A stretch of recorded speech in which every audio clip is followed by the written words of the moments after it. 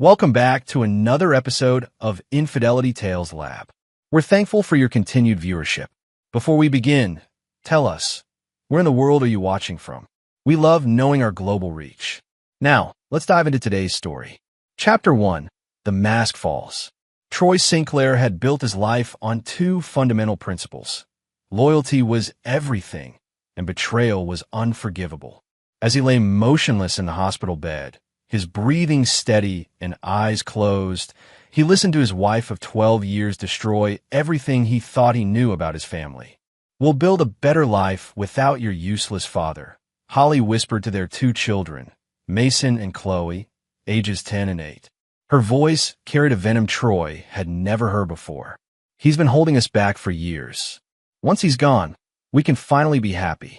The words cut deeper than the surgeon's scalpel that had removed the tumor from his brain just 18 hours earlier.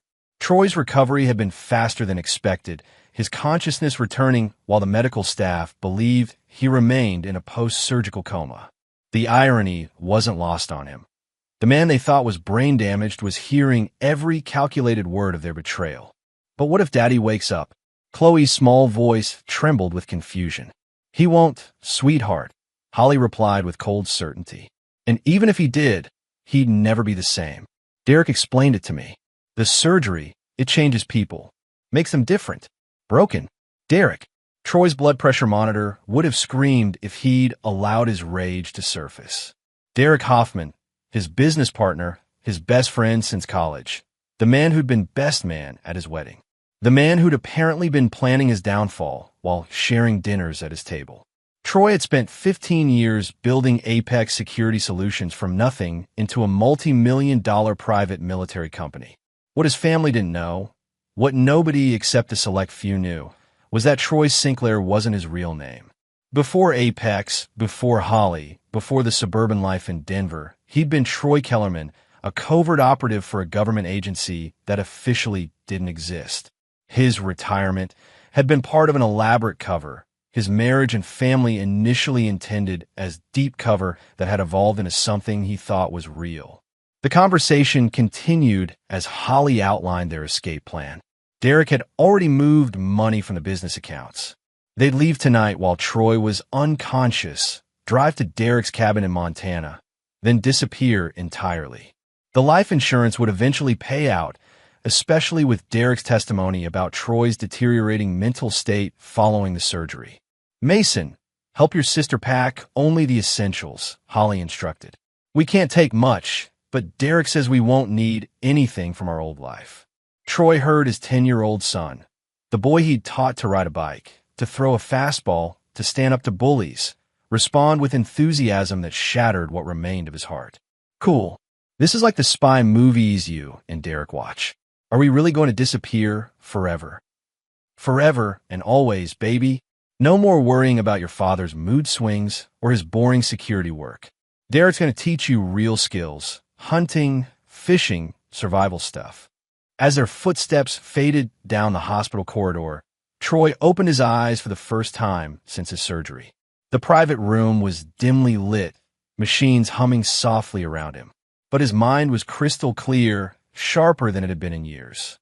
The tumor that had been causing his headaches and occasional memory lapses was gone, and with it, any illusion about the people he'd trusted most. Nurse Patricia Kowalski entered for her evening rounds, a seasoned woman in her 50s who'd worked intensive care for 20 years. She checked his monitors, made notes on her chart, then paused when she noticed his eyes were open. "Mr. Sinclair, can you hear me?" Troy studied her face, noting the slight recognition in her eyes. Something told him she knew more than she was letting on. "How long?" he asked, his voice hoarse but clear. Patricia glanced toward the door, then leaned closer. "Your surgery was yesterday. Your family, they left about an hour ago. Packed bags." She hesitated, then added quietly, "I know who you really are, Troy. My brother was Daniel Kowalski, Danny Kaye from the Sarajevo operation." Danny Kaye. Troy remembered him, a communications specialist who died saving their entire team when an extraction went sideways. Patricia's resemblance to her brother was subtle but unmistakable once she'd pointed out. "Danny saved my life," Troy said simply. He talked about you before that last mission. Said if anything happened to him, Troy Kellerman was the only man in the world he'd trust to watch over his family. She pulled out her phone, showing him a news alert. This went live 20 minutes ago. The headline read, Apex Security CO Troy Sinclair awakens from surgery. Makes full recovery. Below was a photo of Troy from last year's security conference. I took the liberty of contacting Channel 7, Patricia explained. Told them the tumor removal was successful and you were awake and coherent. They're calling it a miracle recovery. She smiled grimly. I figured if people were planning to disappear, they should know you're not as helpless as they think. Troy's phone, which sat on the bedside table, began buzzing incessantly. 63 missed calls and counting, all from Holly's number. He could imagine her panic. Their carefully planned escape had just become infinitely more complicated. Patricia, Troy said, sitting up with surprising ease, I need you to do something for me. Tell the doctors I'm insisting on being discharged tonight. Medical advice be damned. That's not advisable. You just had brain surgery. I've had worse. Troy's voice carried the authority of a man accustomed to life or death decisions. And I have some family matters to attend to. As Patricia reluctantly agreed to speak with the attending physician, Troy stared out the window at the Denver skyline.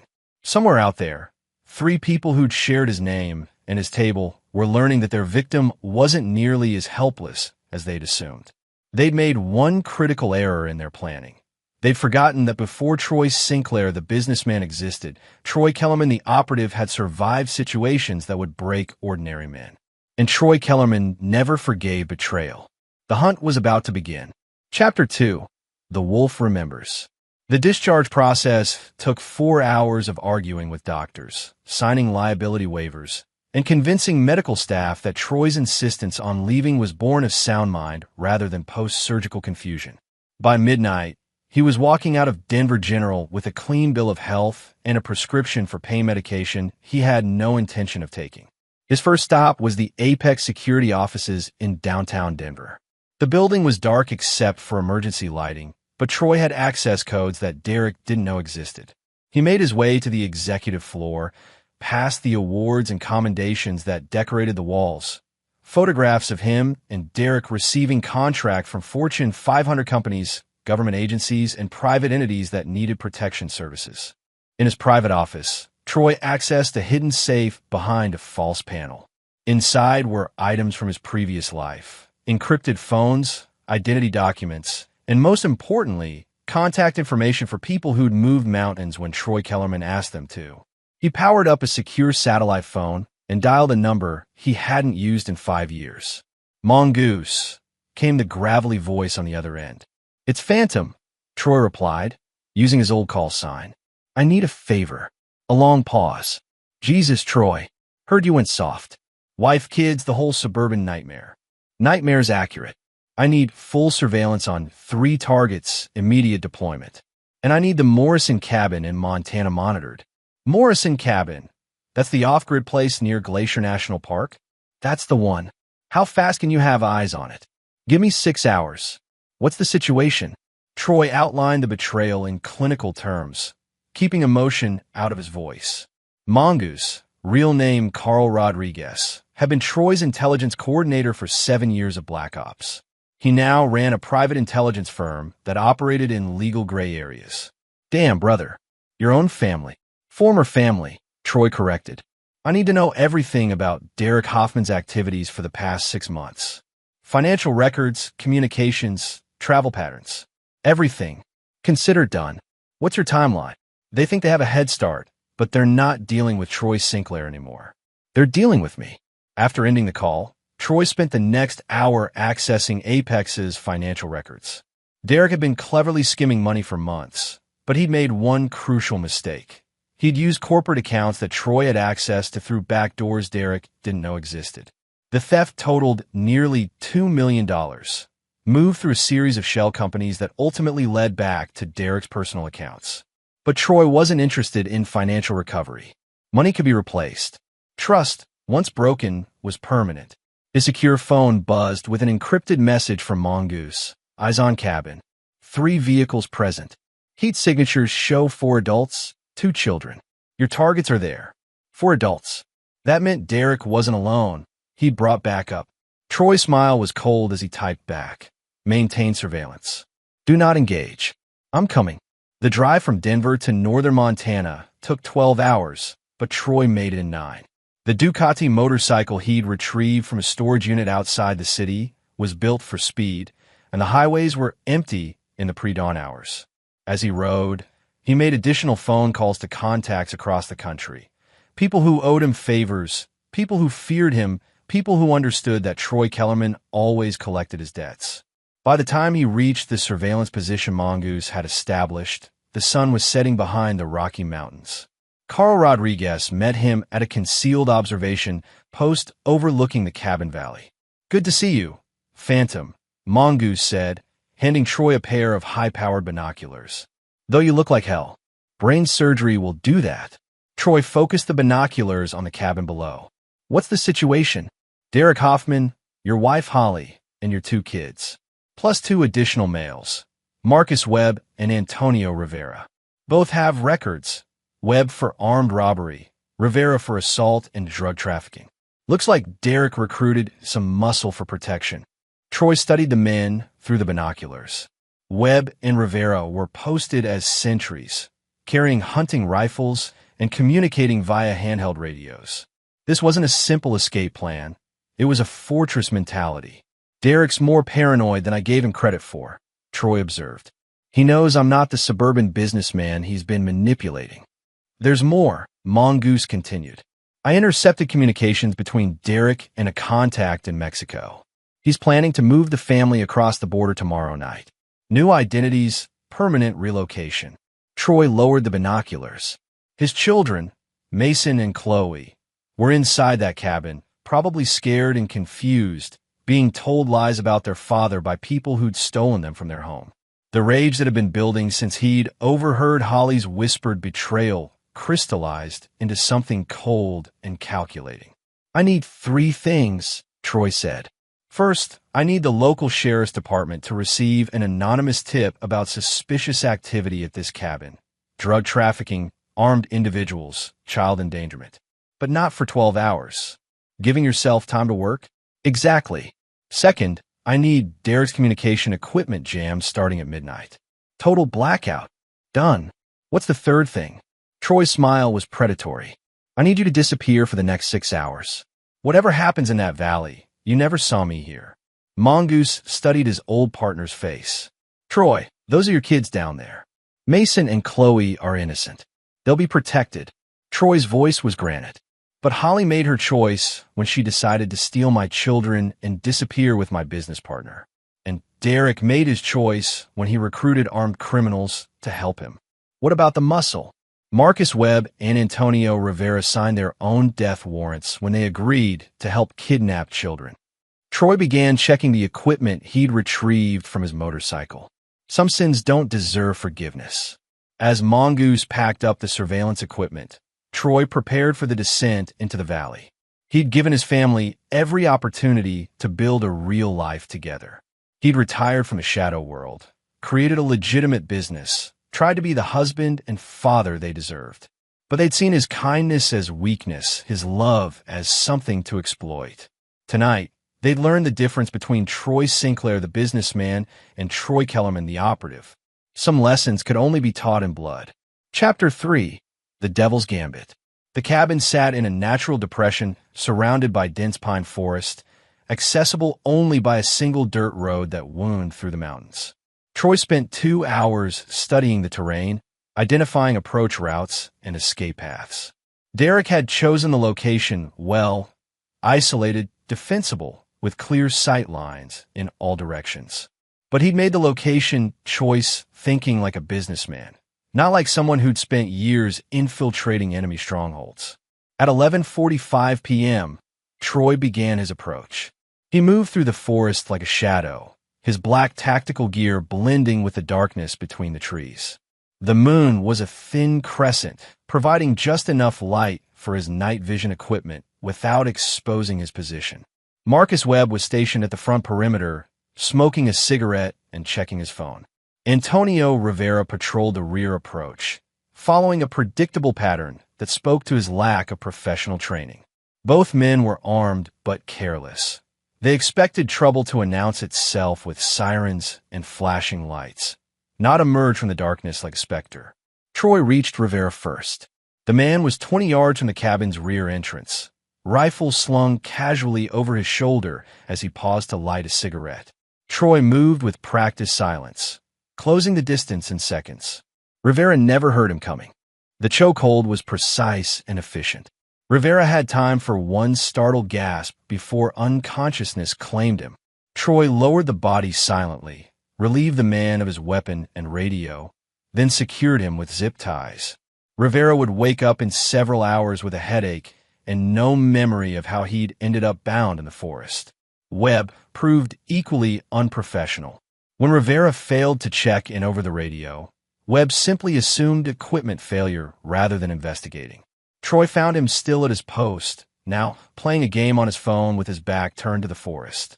"Marcus Webb," Troy said quietly, materializing from the shadows.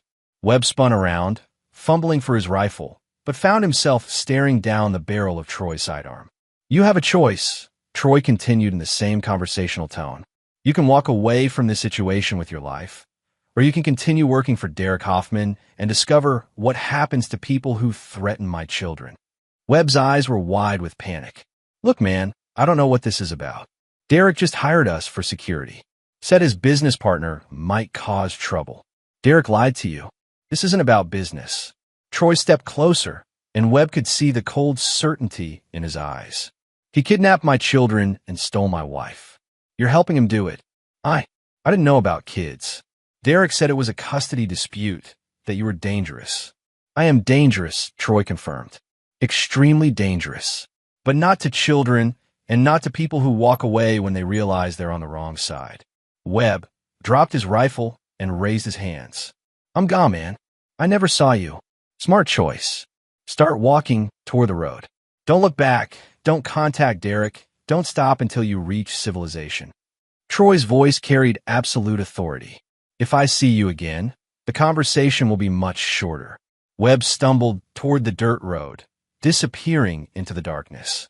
Troy watched him go, then moved toward the cabin. Through the windows, he could see warm light and movement. His family gathered around Derek like he was their savior instead of their captor. He circled the building, noting the layout and planning his entry. The cabin had 3 bedrooms, a main living area, and a kitchen. Derek was in the living room with Holly, their heads close together as they studied what looked like travel documents. Mason and Chloe were in one of the bedrooms, apparently asleep. Troy's secure phone vibrated with a message from Mongoose. "Sheriff Department received anonymous tip. Response team dispatched. ETA 40 minutes. Perfect timing. Troy needed 30 minutes to have the conversations that would determine how this situation ended. He approached the cabin's front door and knocked. 3 sharp raps that echoed through the mountain silence. "Webb," Derek's voice called from inside. "Rivera? Everything okay out there?" Troy knocked again, same pattern. Footsteps approached the door. Derek's shadow appeared in the window as he peered outside, then moved away. "Ollie, something's wrong. Webb and Rivera aren't answering their radios, and now someone's at the door." "Maybe they went into town," Holly suggested, but her voice carried tension. Derek was smarter than his hired muscle. He approached the door with his weapon drawn, using the peephole to scan the front porch. Finding it empty, he hesitated. Troy had positioned himself against the wall beside the door, invisible from the peephole's view. "I know you're out there," Derek called through the door. "Identify yourself." "Hello, partner," Troy replied calmly. "I think we need to talk." The silence that followed was deafening. Troy could hear Holly's sharp intake of breath, then rapid footsteps as she presumably ran to check on the children. "Troy," Derek's voice was tight with disbelief. "You're supposed to be in the hospital. Miraculous recovery. The doctors are calling it a medical breakthrough." Troy's tone remained conversational. "I saw the news report myself." Channel 7 was very thorough. More silence, then whispered conversation inside. Troy could imagine Derek's panic as he realized their carefully planned escape had been built on false assumptions. "The children are safe," Troy continued. This conversation is between adults. Open the door, Derek. Let's finish what you started. I'm armed, Derek warned. So am I. But I'm not here to shoot you through a door like a coward. Troy paused, letting that sink in. Although if you prefer, I can wait for the sheriff's department. They'll be here in about 30 minutes, responding to reports of armed individuals and possible child endangerment. The door opened slowly. Derek stood in the entrance, pistol in hand, but not directly aimed at Troy. His face was pale, eyes darting between Troy and the forest beyond. Where are Webb and Rivera? Rivera is taking a nap in the woods. Webb decided this wasn't his fight and left. Troy stepped into the doorway, forcing Derek to back into the cabin. Smart man. Unlike some people, he recognized a losing position when he saw one. Holly appeared from the bedroom hallway, her face a mask of fury and fear. You were supposed to be brain damaged, incapacitated. Sorry to disappoint you. Troy's eyes moved between his wife and his former business partner. Though I have to admit, discovering your little conspiracy was quite educational. 12 years of marriage, and I never knew you were such a talented actress. You were suffocating us, Holly snapped. Your paranoia, your control, your boring life. Derek showed me what we could have together. What you could have with $2 million of my money, Troy corrected. Let's not romanticize theft and betrayal. Derek's gun hand was shaking slightly. Look, Troy, we can work this out. The money can be returned. We'll call it a misunderstanding. Troy laughed, a sound devoid of humor. A misunderstanding? You stole my children, Derek. You convinced my wife to abandon our marriage, and you recruited armed criminals to help you disappear with everything I built. His voice grew colder. There's no misunderstanding here. This is betrayal, plain and simple. The kids don't have to be part of this, Holly said desperately. They're asleep. We can settle this quietly. You made them part of this when you whispered poison in their ears beside my hospital bed, Troy replied. When you told them their father was useless and they'd be better off without him. Holly's face crumpled with the realization that Troy had heard everything. But you're right about one thing, Troy continued. The children don't need to see what happens next. So here's what's going to occur. You're going to wake Mason and Chloe and tell them there's been a change of plans. You're going to explain that Daddy recovered faster than expected and wants to take them home. And then what? Derek asked. Troy's smile was arctic. Then you and I are going to have a much longer conversation about the consequences of betrayal. Without witnesses. Outside, the distant sound of sirens began to echo through the mountain valleys. The sheriff's department was ahead of schedule. Time's running out, Troy observed. Make your choice, Holly. Wake the children and send them to me, or explain to law enforcement why you're holding them in a cabin with armed criminals while their father recovers from brain surgery. Holly looked between Troy and Derek, her face reflecting the collapse of all her carefully laid plans. Derek, she whispered, what do we do? Derek's response would determine whether the next few minutes ended in surrender or violence. And Troy was prepared for either outcome. Chapter 4. Blood and Reckoning. The sirens were less than 5 minutes away when Holly finally moved toward the bedroom where Mason and Chloe slept. Her hand shook as she reached for the door handle, then stopped. No, she said, turning back to face Troy. I won't let you manipulate them. They're better off without you. Derek raised his pistol, pointing it directly at Troy's chest. She's right. You're the problem, Troy. You always have been. Controlling, paranoid, living in the past. We're giving those kids a future you never could. Troy studied both of them with the detached analysis he'd once applied to enemy combatants. So this is your choice? You'd rather face kidnapping charges than admit you made a mistake. The only mistake was not doing this sooner, Holly spat. You're a dinosaur, Troy.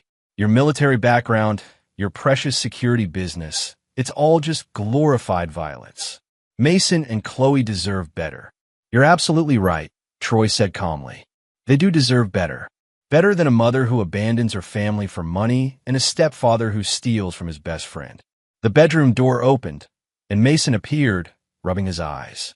Mom? What's happening? Why are there sirens? Holly moved quickly to intercept him, but Troy's voice carried across the room with paternal authority. Mason, come here, son.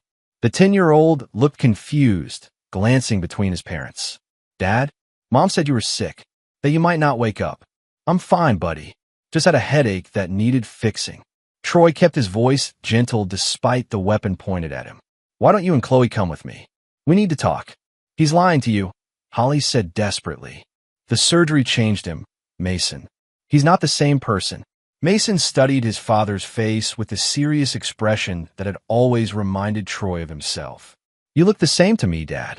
Derek's finger tightened on the trigger. Troy, call off the police. Tell them it was a false alarm. I can't do that, Derek. See, I never called them. Troy's smile was predatory. A concerned citizen reported suspicious activity. Armed individuals at an isolated cabin, possible drug trafficking, child endangerment. The kind of call that brings a full tactical response. The sirens were deafening now, vehicles pulling up outside the cabin.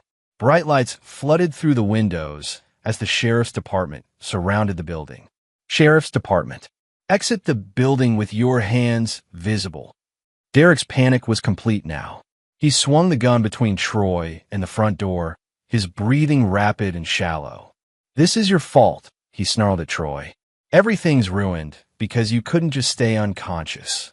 Actually, everything's ruined because you're a thief and a kidnapper, Troy corrected. But I'm willing to make this simple for you. He stepped closer to Derek, close enough that the gun barrel was nearly touching his chest. Shoot me, Troy said quietly. Pull the trigger, Derek. In front of my son, in front of the police outside, with evidence of your financial crimes already in the hands of federal investigators. See how that works out for you. Derek's hand was shaking violently now. You're insane. No, I'm informed. While you were planning your great escape, I was making phone calls. The FBI has copies of all your financial records. The money you stole has been frozen in every account you thought was secret. Your Mexico contact? He's been arrested. There's no escape plan anymore, Derek. There's only consequences. The front door burst open as tactical officers flooded the cabin. Drop your weapons. Get on the ground. Derek turned toward the officers, his gun still in hand. It was exactly the wrong move at the wrong time. Gun, one of the officers shouted. Troy moved faster than Derek could react, slamming into his former partner and driving him to the ground. The pistol discharged harmlessly into the ceiling as they fell, then skittered across the floor. Clear, Troy shouted, rolling away from Derek with his hands visible. Weapon is clear. The tactical team swarmed the cabin, securing Derek with professional efficiency. Holly was handcuffed as well, her protests about custody rights falling on deaf ears as officers found the stolen financial documents scattered across the coffee table. Sheriff Tom Bradley, a graying veteran who'd known Troy during his civilian years in Denver, helped him to his feet. Troy Sinclair, right? Heard you had brain surgery yesterday. Feeling much better now, Troy replied, watching as Derek was led away in handcuffs. Thank you for the fast response. Anonymous tip about armed individuals and child endangerment, Bradley explained, though it looks like our tipster was well informed. Mason and Chloe emerged from the bedroom, looking scared and confused. Troy knelt to their level, his voice gentle. It's okay, kids. Everything's going to be fine now. Are Mom and Derek in trouble? Chloe asked, tears in her eyes. They made some bad choices, Troy explained. But that's not your fault, and it doesn't change how much I love you. As the sheriff's deputies processed the scene, Troy made additional phone calls to contacts who would ensure Derek and Holly face federal charges for the financial crimes in addition to the kidnapping allegations. The evidence was overwhelming, the documentation thorough. But as he watched his children being comforted by paramedics, Troy realized his revenge was far from complete. Holly and Derek would face justice through the legal system, but justice and revenge were different things entirely. Over the next several hours, as statements were taken and charges filed, Troy learned the full scope of their betrayal. Holly had been planning to leave him for 8 months, convinced by Derek that Troy's post-military life made him a liability. They'd been having an affair for over a year, using business trips as cover for their relationship. Most damaging of all, they'd been systematically poisoning his children's perception of him, telling them their father was unstable, dangerous, and holding the family back from happiness. As dawn broke over the Montana mountains, Troy sat in Sheriff Bradley's office with Mason and Chloe, waiting for social services to complete their evaluation. The children would be going home with him, but the psychological damage would take time to heal. "Dad," Mason said quietly, "were you really sick? In your brain?" "I had a tumor that was causing headaches," Troy explained honestly. "The doctors removed it, and now I'm fine. Better than fine, actually. Derek said you might become violent, that you had episodes." Troy felt the cold rage return, but kept his voice steady. "Derek told you a lot of things that weren't true, son. He was trying to make you afraid of me, so you wouldn't want to come home. But why would he do that?" It was a child's question that deserved an honest answer. Because some people think lying is easier than facing the consequences of their choices. "Derek stole money from our business and convinced your mother to help him. When they decided to disappear, they needed you and Chloe to go willingly." Chloe, who'd been quiet through most of the ordeal, finally spoke up. "I don't want to go with Derek anymore. He was mean when you weren't around." Troy pulled both children closer, feeling the weight of fatherhood settle around him like armor. Holly and Derek were in prison, their legal troubles just beginning. But the deeper revenge, the kind that would truly balance the scales, would take time and patience. His family had been stolen from him, his children's love poisoned against him, his trust betrayed by the people closest to him. The law would punish them for their crimes, but Troy Kellerman had learned long ago that some debts could only be paid in suffering. As they drove back toward Denver, Troy's phone buzzed with a message from Mongoose. Rivera found and arrested. Webb turned himself into authorities in Billings. Clean sweep. Troy typed back. Phase 1 complete. Phase 2 begins when they're transferred to federal custody. In the rearview mirror, he could see Mason and Chloe sleeping in the back seat, finally safe. They'd been through enough trauma. They would be protected from what came next. But Holly and Derek's ordeal was just beginning. They thought prison would be their punishment, but Troy had spent years building relationships with people who operated in the gray spaces between legal and illegal. People who understood that some betrayals demanded a more personal form of justice. The reckoning had only begun. Chapter 5. The Price of Betrayal. 6 months after the Montana incident, Holly sat in the federal courthouse in Denver, listening to the judge sentence her to 8 years in prison for conspiracy, kidnapping, and money laundering. Derek received 12 years for the same charges, plus additional counts of embezzlement and fraud. Their lawyers had negotiated the best deals possible, but the evidence was overwhelming. Troy watched from the gallery, his face impassive as the woman who'd shared his bed for 12 years was led away in shackles. Mason and Chloe weren't present. They were at school, living as normal a life as he could provide after the upheaval. They'd been in therapy for months, slowly understanding that their mother's version of events hadn't been truthful. Outside the courthouse, Derek's lawyer approached Troy with an offer. "Mr. Sinclair, my client would like to speak with you. He's hoping to make amends, perhaps work out some kind of restitution arrangement." Troy studied the lawyer with cold eyes. "Restitution? The financial damages to your company. Derek understands he can't undo what happened, but he'd like to try to make things right. Set up the meeting," Troy replied after a moment. "Tomorrow, 2 p.m., at the Federal Detention Center." The lawyer seemed relieved. "Thank you. Derek will be grateful for the opportunity." Troy said nothing. Gratitude was the last thing Derek would feel when he learned what Troy had planned for him. The next day, Troy sat across from Derek in the detention center's visiting room. His former partner looked haggard, the stress of imprisonment already taking its toll. Dark circles under his eyes, weight loss, the nervous tics of a man realizing his life was effectively over. "Troy, thank you for coming," Derek began. "I know what I did was unforgivable, but I want you to know I regret everything. The money, Holly, the kids. I got caught up in something I should have walked away from." "Tell me about the regret," Troy said conversationally. "When did it start? When you were stealing from me? When you were sleeping with my wife? Or when you convinced my children their father was dangerous?" Derek flinched at each question. "I know you hate me. I deserve that. But I'm hoping we can find a way forward. Some kind of arrangement that helps repair the damage." "You're right," Troy agreed. "We do need an arrangement, but not the kind you're thinking." He leaned forward, his voice dropping to barely above a whisper. "Derek, Do you remember our conversation about my military background? How I always kept the details vague. Derek nodded uncertainly. I wasn't just military.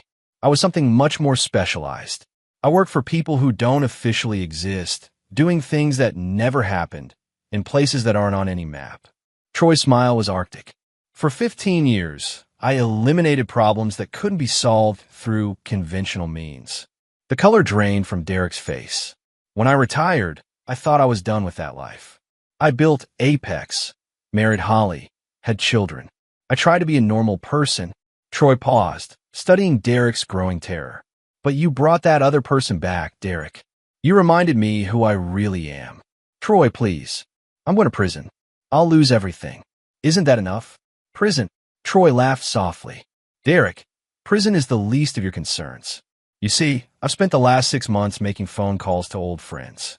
People who work in federal corrections. People who have influence with certain inmate populations. Derek's breathing became rapid and shallow. Franklin Correctional, where you're being transferred next week, has an interesting demographic, Troy continued. 40% of the inmates have children. Many of them are fathers who lost custody because of their crimes. They have very strong feelings about men who kidnap children from their families. You can't do this, Derek whispered. I'm not doing anything. I'm simply sharing information. Your name, your crimes, your cell assignment. What happens after that is entirely up to them. Troy stood to leave. Although, I should mention, I've also arranged for copies of your financial records to be distributed. The inmates will know exactly how much money you stole from your best friend's family. Derek lurched to his feet, desperation in his voice. Troy, I'll pay it all back. Every penny. I'll sign over everything I own. You don't own anything anymore, Troy replied calmly. Your assets were seized. Your bank account's frozen. Your life insurance policy canceled. Even if you survive your sentence, you'll be released with nothing but the clothes on your back and the knowledge that every moment of suffering was earned. As Troy walked toward the exit, Derek called after him. What about Holly? She's the mother of your children. Troy stopped but didn't turn around. Holly made her choice when she decided Mason and Chloe would be better off without their father. Now she gets to live with the consequences of that choice. The Federal Women's Correctional Facility where Holly was serving her sentence was a different kind of hell. Troy had made different arrangements for her, knowing that physical violence wasn't the appropriate punishment for her betrayal. Instead, he'd arranged for something far more psychologically devastating. Through contacts in the federal system, Troy ensured that Holly was assigned to work detail in the prison library, where she had access to newspapers and internet for educational purposes. Every day, she would see articles about successful Apex security contracts, photos of Troy receiving business awards, and most importantly, pictures of Mason and Chloe thriving in their new life. The children had indeed flourished once they were away from Holly's manipulation. Mason had joined the school baseball team and was excelling academically. Chloe had discovered a talent for art and was taking advanced placement classes. They spoke of their mother rarely, and when they did, it was with the confused sadness of children trying to understand how someone who claimed to love them could have abandoned them so completely. Troy made sure Holly saw every achievement, every milestone, every moment of happiness her children experienced without her. Each newspaper clipping, each school photo, each report card was a reminder of what she'd thrown away in pursuit of Derek's promises. But the most devastating element of Troy's revenge against Holly was simpler and more cruel than anything else. He told Mason and Chloe the truth. Not immediately, and not in a way that traumatized them further. But as they grew older and asked questions about why their mother had left, Troy answered honestly. He explained how Holly had planned to disappear with Derek, how she'd told them their father was useless, how she'd been willing to steal them away from everything they'd known. The children's reaction was exactly what Troy had expected, not anger, but disappointment. They were old enough to understand betrayal, old enough to recognize that their mother had chosen her own desires over their well-being. That disappointment would last far longer than any physical punishment. 3 years into her sentence, Holly requested a meeting with Troy. He agreed, curious to see how prison had changed her. She looked older, worn down by the reality of institutional life. Her hair was graying, her face lined with stress and regret. "The children won't take my calls," she said without preamble. "I've never prevented them from speaking with you." Troy replied truthfully. "That's their choice. You turned them against me." "No, Holly. You did that yourself when you whispered poison in their ears beside my hospital bed. I simply made sure they understood the truth about what happened." Holly's composure cracked. "Then my children too. I made mistakes, but I love them." "Love?" Troy's voice was incredulous. "You called their father useless. You told them they'd be better off without me. You were willing to steal them away from their home, their school, their friends, their entire lives. That's not love, Holly. That's selfishness. I thought Derek and I could give them a better life. With stolen money and false identities? Running from the law? That was your idea of a better life." Holly had no answer for that. "Here's the truth you need to understand," Troy continued. "Mason and Chloe are happy. They're thriving. They have friends, hobbies, goals for the future. They don't need the woman who abandoned them to disrupt that happiness with requests for forgiveness. So that's it. I serve my sentence and lose my children forever." Troy studied her face, seeing the desperate hope for some sign of mercy, some indication that redemption was possible. "You made your choice, Holly. You chose Derek over your family. You chose money over your children. You chose deception over truth." He stood to leave. "Now you live with those choices. Forever." As he walked away, Holly's sobs echoed through the visiting room. But Troy felt no satisfaction, no sense of closure. Revenge, he'd learned, was a cold dish that left everyone hungry. Still, justice had been served. The people who betrayed him were suffering the consequences of their actions, and his children were safe and loved and free from the poison Holly and Derek had tried to inject into their lives. Some debts could only be paid in suffering, and the debt was far from settled. Chapter 6, The Long Game. 5 years after the Montana incident, Troy stood in the rain outside Franklin Correctional Institution, watching as an ambulance carried Derek Hoffman's body away from the prison. The official cause of death was listed as complications from injuries sustained during an altercation with other inmates. But Troy knew the real story. Derek had survived 3 years of systematic psychological and physical abuse at the hands of inmates who'd been carefully informed about his crimes against children. The violence had escalated slowly, a push here, a threat there, gradually building to more serious assaults. Derek had spent the last 18 months in protective custody, isolated and terrified, barely eating, losing weight and sanity in equal measure. The final confrontation had been inevitable. For inmates, all fathers separated from their own children had cornered Derek in the prison laundry. The beating was thorough and merciless. Derek had died alone on the concrete floor, calling for help that never came. Prison warden Samuel Torres approached Troy in the parking lot, his expression carefully neutral. "Mr. Sinclair, I'm sorry for your loss." Troy studied the man's face, noting the subtle recognition in his eyes. Torres knew exactly who Troy was and what Derek's death meant. "Thank you, Warden. Derek made a lot of enemies with his choices." "Prison can be dangerous for certain types of offenders," Torres agreed. "Child predators, men who commit crimes against families. They don't fare well in general population. I'm sure you did everything you could to protect them. Of course, the resources are always limited."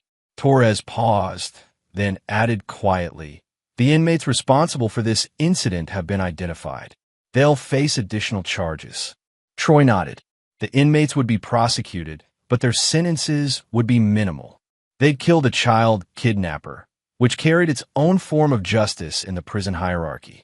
They'd be heroes to their fellow inmates, not pariahs. As Troy drove away from the prison, his phone buzzed with a message from Mason, now 15 years old and starting his sophomore year of high school. "Dad, saw the news about Derek. Are you okay?"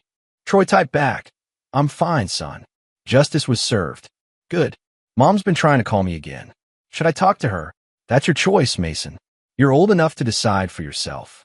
"I don't want to." "Is that wrong?" Troy considered his response carefully. "It's not wrong to protect yourself from people who've hurt you. Family is more than blood, son. It's about loyalty, trust, and love. Real love, not the kind that comes with conditions. The conversation ended there, but Troy felt a deep satisfaction. His children had learned to recognize betrayal and protect themselves from it. They'd grown into strong, independent young people who understood the value of loyalty and the consequences of breaking it. Holly would be released from federal prison in 2 years, but she'd return to a world that had moved on without her. Mason and Chloe had legally changed their last names to Sinclair permanently, cutting the final legal ties to their mother.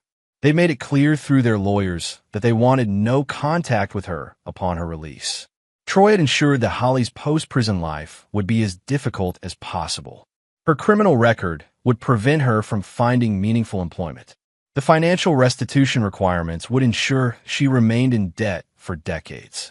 Most importantly, she'd lost the thing that mattered most to her, her children's love and respect. But Troy's revenge extended beyond just Holly and Derek. He'd spent 5 years systematically destroying everyone who'd helped them or enabled their betrayal. Marcus Webb, the hired muscle who'd walked away from the Montana cabin, had found his life slowly disintegrating. Employment opportunities disappeared due to anonymous tips about his criminal associations. Landlords refused to rent to him after receiving calls about his dangerous background. He'd been arrested 3 times on trumped-up charges that were eventually dropped, but not before costing him jobs and reputation. Webb had finally fled Denver entirely, moving to a small town in Wyoming where he worked construction and kept his head down. He learned that crossing Troy Sinclair carried consequences that extended far beyond the immediate situation. The lawyers who'd initially helped Derek hide his financial crimes had faced their own reckoning. Anonymous tips to the Colorado Bar Association about ethics violations had resulted in investigations, suspensions, and in one case, disbarment. Their practices had crumbled, their reputations destroyed, their ability to practice law permanently compromised. Even Holly's sister, who'd helped her plan the initial escape, had faced consequences. Her husband's construction company had mysteriously lost several major contracts after anonymous complaints about safety violations and poor workmanship. Their marriage had suffered under the financial strain, ultimately ending in divorce. Troy's philosophy was simple. Betrayal was a contagion that had to be thoroughly eradicated. Anyone who'd helped Holly and Derek, anyone who'd known about their plans and failed to warn him, anyone who'd enabled their actions in any way, they all paid a price.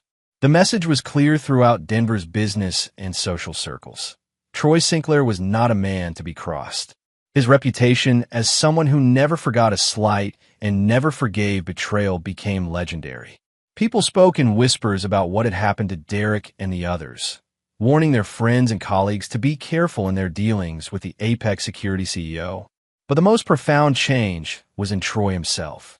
The suburban businessman persona he'd cultivated for 15 years was gone, replaced by something harder and more calculating. He still loved his children with fierce intensity, still provided them with every opportunity and advantage.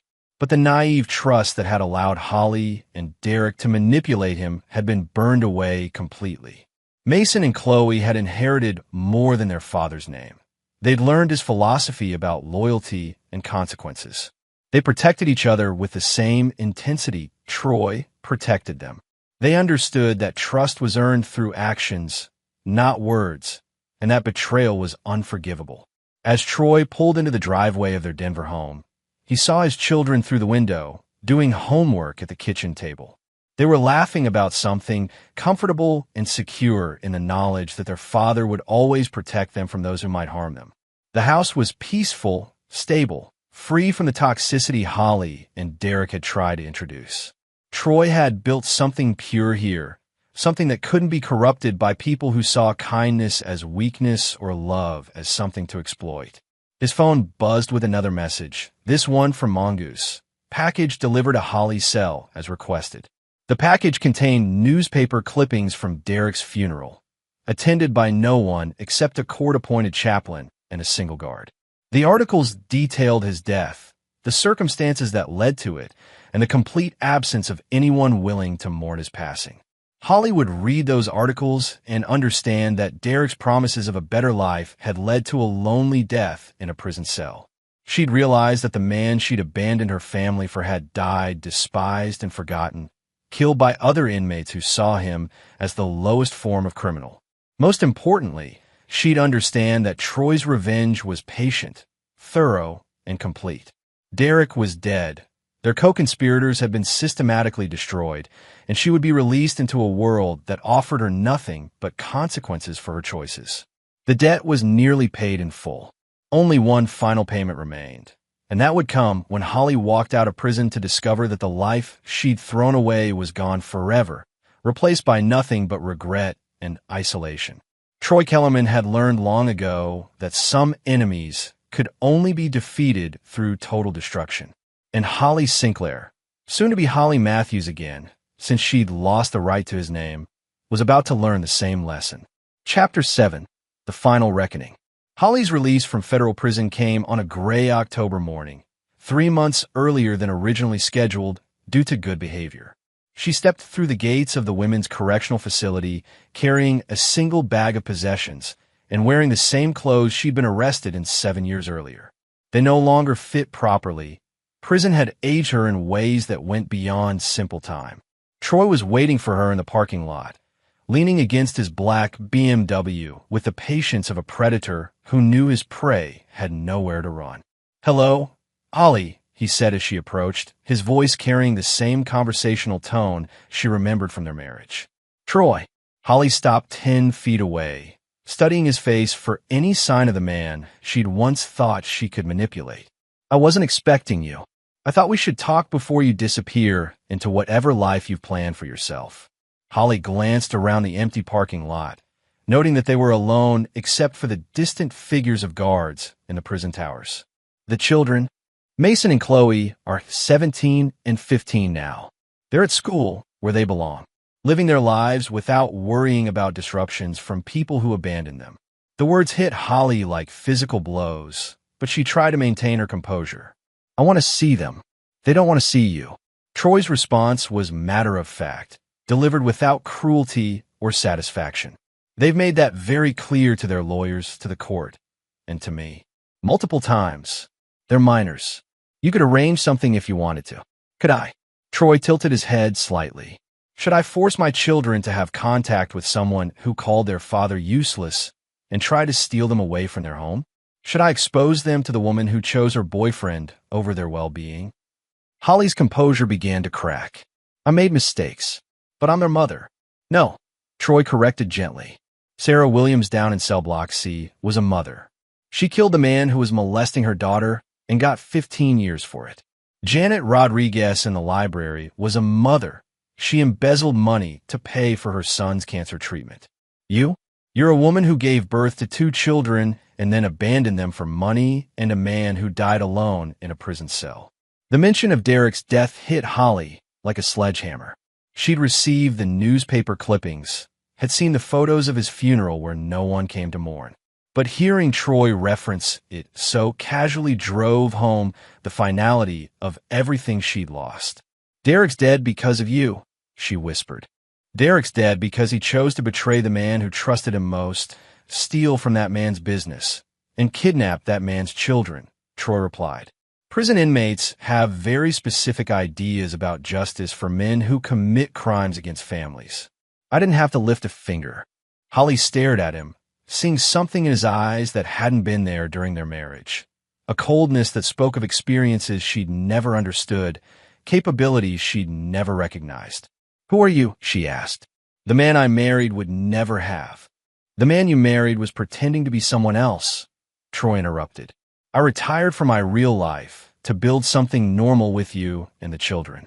I tried to be the suburban businessman you wanted me to be. But you destroyed that illusion when you chose to see kindness as weakness and love as something to exploit." He stepped closer, and Holly instinctively backed away. "Let me tell you about your new life, Holly.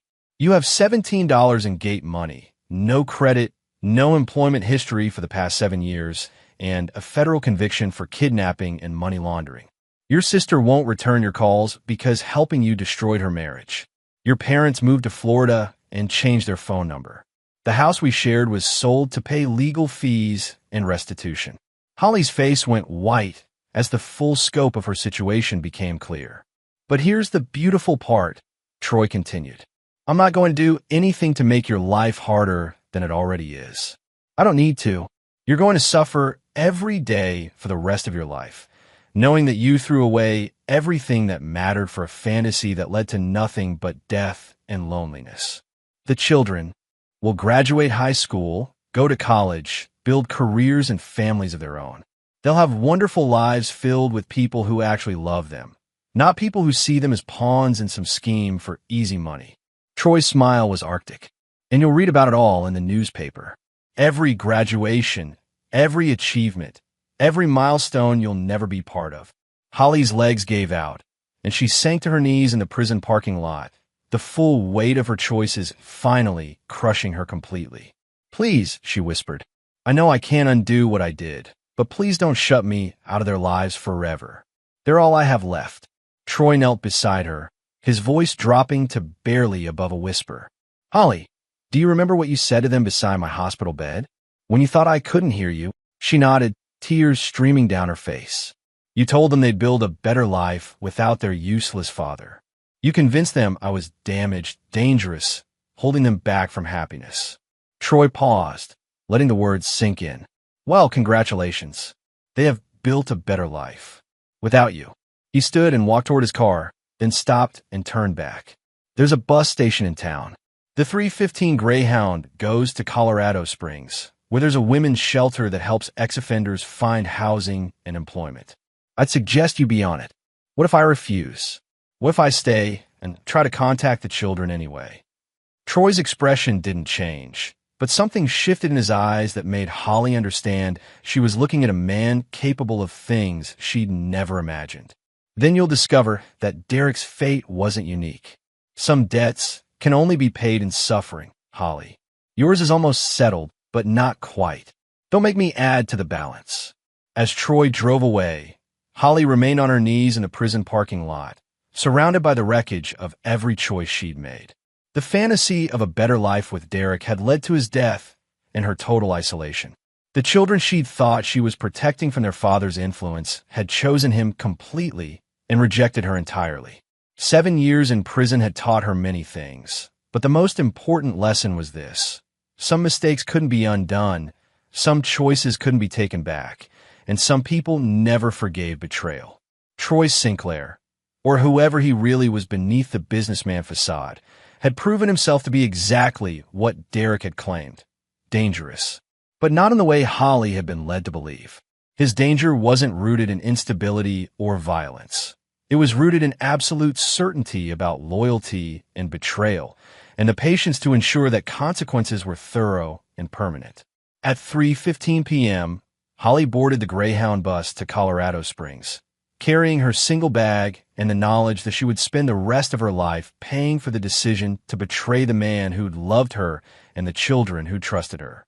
Behind her, in Denver, Mason and Chloe Sinclair came home from school to find their father cooking dinner and helping with homework, the same way he had every day for the past 7 years. They didn't ask about their mother's release because they didn't need to know. That part of their lives was over, buried as completely as Derek Hoffman. Troy had taught them that family was built on loyalty, trust, and unconditional love, not biology, legal documents, or blood relations. They'd learned the lesson well. The debt was finally paid in full. Chapter 8: The Ghost's Legacy. 2 years after Holly's release, Troy stood in the audience of Mason's high school graduation, watching his son deliver the valedictorian speech to a gymnasium full of proud parents and excited teenagers. The young man on the stage bore little resemblance to the confused 10-year-old who'd been caught in the middle of adult betrayals. At 19, he'd skipped a grade due to his academic excellence. Mason had grown into someone who understood the world with uncommon clarity. "Success isn't measured by what you achieve," Mason said from the podium, his voice carrying the confidence Troy recognized from his own youth. "It's measured by how you treat the people who trust you with their loyalty and how you respond when that trust is tested." In the row beside Troy, 17-year-old Chloe recorded her brother's speech on her phone, beaming with pride. She'd grown into a remarkable young woman, artistic, intelligent, fiercely protective of the family unit they'd rebuilt. Like Mason, she'd learned early that trust was earned through actions, not words. Neither child had mentioned their mother in years. Holly had become a cautionary tale in their minds, a reminder of how people could pretend to love you while planning to abandon you. They'd moved beyond anger or sadness about her betrayal. She simply didn't exist in their emotional universe anymore. After the ceremony, Troy found himself approached by several other parents who'd gotten to know him through school events over the years. To them, he was simply a successful businessman who'd raised two exceptional children as a single father after his wife left the family. The truth was more complicated, but truth was often less important than the story people needed to believe. Troy called Rebecca Martinez, whose daughter had been in classes with Chloe. I heard Mason got a full scholarship to MIT. You must be so proud. I am, Troy replied honestly, though I can't take credit for his work ethic. That's all him. Still, raising two kids alone after your divorce, that couldn't have been easy. Troy's smile never wavered. They made it easy. Good kids make everything else manageable. Rebecca had no idea she was talking to a man who'd systematically destroyed everyone who'd betrayed his family, who'd orchestrated the death of his former business partner, who'd ensured his ex-wife would live the rest of her life in isolation and regret. To her, Troy Sinclair was just another dedicated father navigating life after his marriage ended. The carefully constructed facade had served its purpose. Troy's reputation in Denver was that of a man who'd overcome personal tragedy to build something better for his children. Apex Security Solutions had grown into one of the most successful firms in the region, its clients drawn to Troy's reputation for absolute reliability and discretion. What they didn't know was that Troy's definition of discretion extended far beyond simple business confidentiality. He'd learned to compartmentalize his life with surgical precision. The father and businessman existing in full view of the world, while the operative who'd eliminated threats to his family remained hidden in the shadows. That evening, as they celebrated Mason's graduation at his favorite restaurant, Troy watched his children interact with the easy affection of siblings who'd survived something together. They developed their own code of loyalty, their own understanding of what family meant when stripped of its illusions. "Dad," Chloe said during dessert, "Mason and I were talking about something." "Oh," Troy raised an eyebrow. "Should I be worried?" "We want to legally change our names again," Mason explained. "Not our last name. We're keeping Sinclair, but our middle names." Troy waited, curious about where this was heading. "We want to honor Mom," Chloe continued, and Troy felt his blood pressure spike before she clarified, "Patricia Kowalski, the nurse who helped you at the hospital that night. She saved our family when she called the news station." Troy felt something tight in his chest loosen. Patricia had indeed saved them, in ways his children couldn't fully understand. Her decision to alert the media about his recovery had destroyed Holly and Derek's escape plan and forced them into the desperate situation that led to their capture. "Patricia passed away last year," Mason added softly. "Cancer. We found out through her obituary. We'd like to carry her name as a way of remembering what she did for us." "Mason Patricia Sinclair and Chloe Patricia Sinclair," Troy said, testing the sound. "I think she would have been honored." The conversation moved on to other topics: Chloe's upcoming senior year, Mason's plans for MIT, the family vacation they'd take before he left for college. Normal family discussions that had taken years to feel natural again. Later that night, after the children were asleep, Troy sat in his study looking at the only photograph he kept from his previous life. It showed his old unit during a mission briefing in a place that didn't appear on any map. Young faces, hardened by experiences that couldn't be shared with civilians, bound together by loyalty that transcended blood relations. Most of those men were dead now, killed in operations that never happened or in the violent transitions that followed their return to civilian life. But they'd understood something that most people never learned. Family wasn't about biology or legal documents. It was about choosing to stand with someone regardless of the cost. Troy had tried to teach that lesson to Holly and Derek through patience and trust. When they'd rejected it, he'd taught them through consequences that would follow them to their graves. The lesson had taken, though not in the way he'd originally hoped. His phone buzzed with a text message from an unknown number. Tomorrow marks 7 years. Thank you for the lesson. Holly. Somehow she'd gotten access to a phone and his number, reaching out on the anniversary of her betrayal. Troy stared at the message for a long moment, then deleted it without responding. She no longer existed in his world. Acknowledging her attempt at contact would only validate her hope for some form of redemption. There was no redemption for betrayal. There was only acceptance of consequences. The next morning brought news that would have seemed like coincidence to anyone who didn't know Troy's true capabilities. Holly Matthews, her maiden name resumed after losing the right to his, had been found dead in her studio apartment in Colorado Springs. The cause was listed as apparent suicide, a deliberate overdose of pain medication she'd been prescribed for chronic back problems developed during her prison years.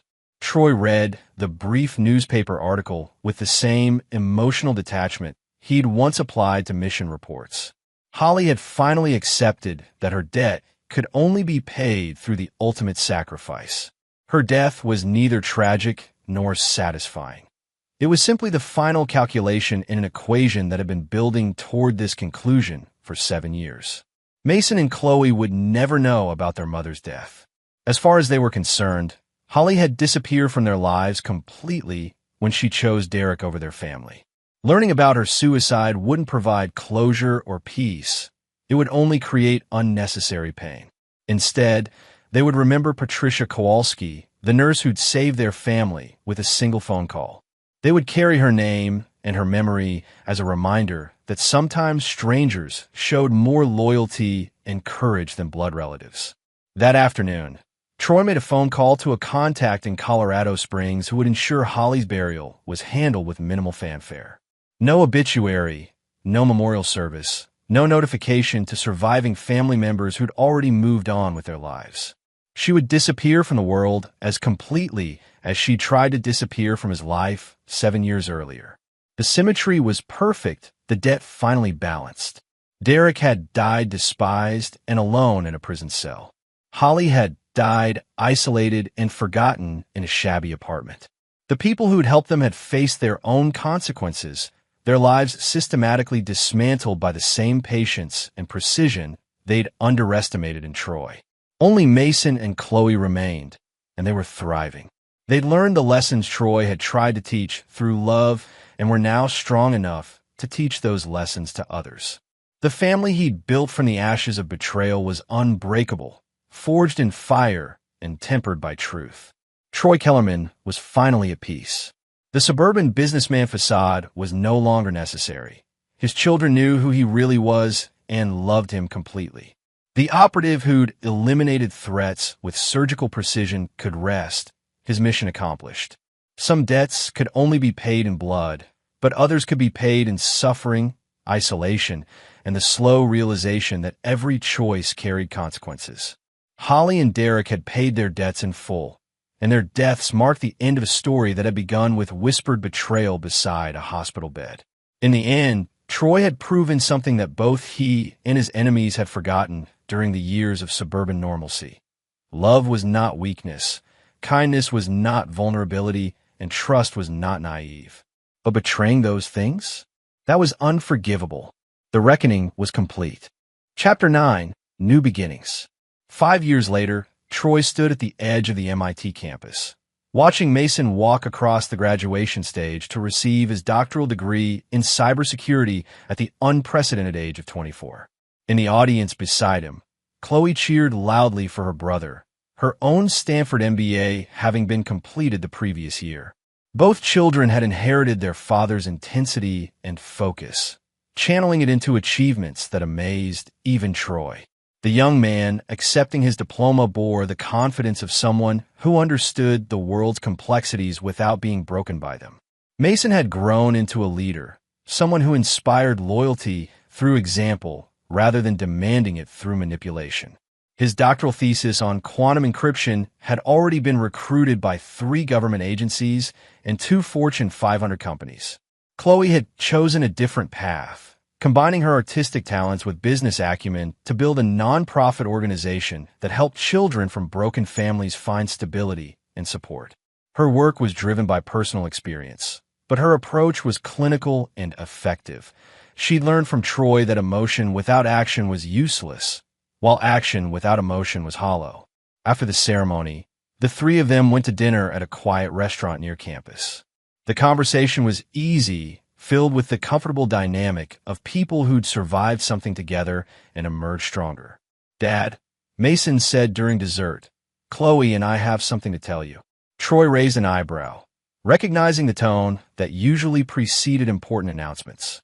"We've both been recruited for something interesting," Chloe continued.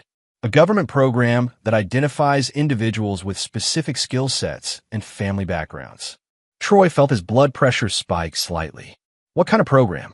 "The kind where they know exactly who you really were before you became Troy Sinclair," Mason said quietly.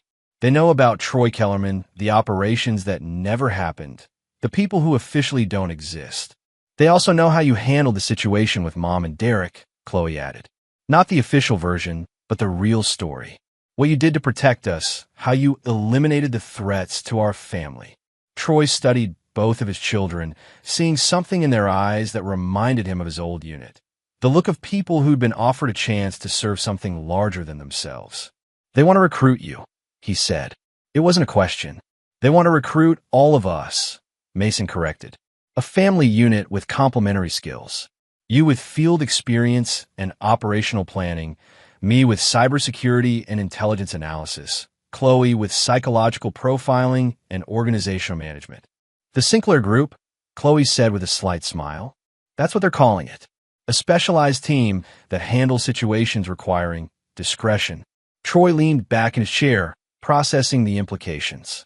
He'd spent years building a normal life for his children, only to discover they'd inherited more than his name. They'd inherited his calling. "You understand what this means?" he asked. "The life you'd be choosing? The things you might have to do." "We understand," Mason replied. "We've watched you balance two worlds for our entire lives. We've seen what happens when loyalty is betrayed and what it costs to protect the people you love. We've also seen what happens when good people do nothing because it's easier than doing what's right," Chloe added. "You taught us that some debts can only be paid through action, not good intentions."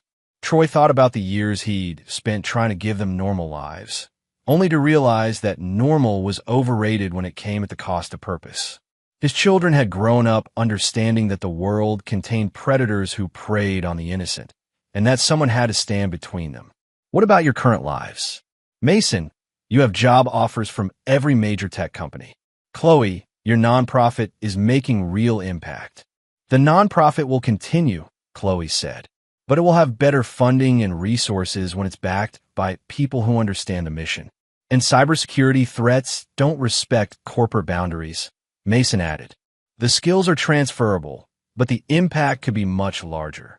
Troy smiled, seeing the echoes of his younger self in their certainty.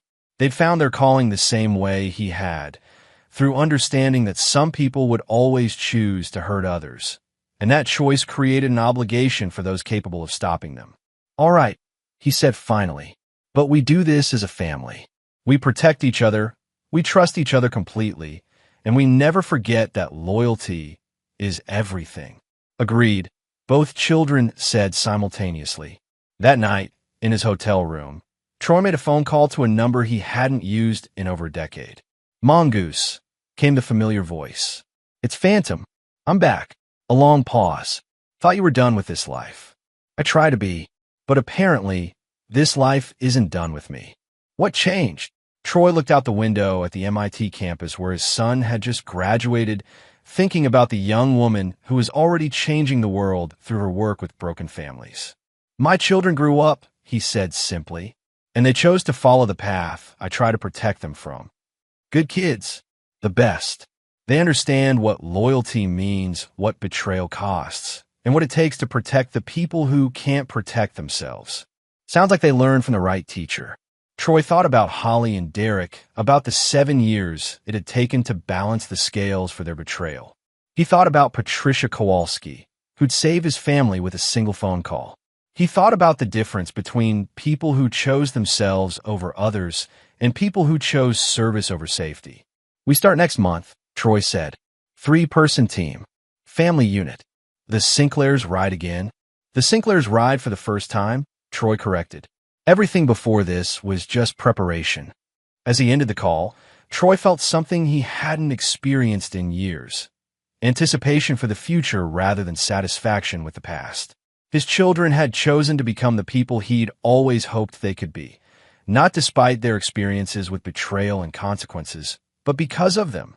They'd learned that the world was full of people like Holly and Derek, individuals who saw kindness as weakness and trust as something to exploit. But they'd also learned that such people could be stopped by those willing to pay the price for stopping them.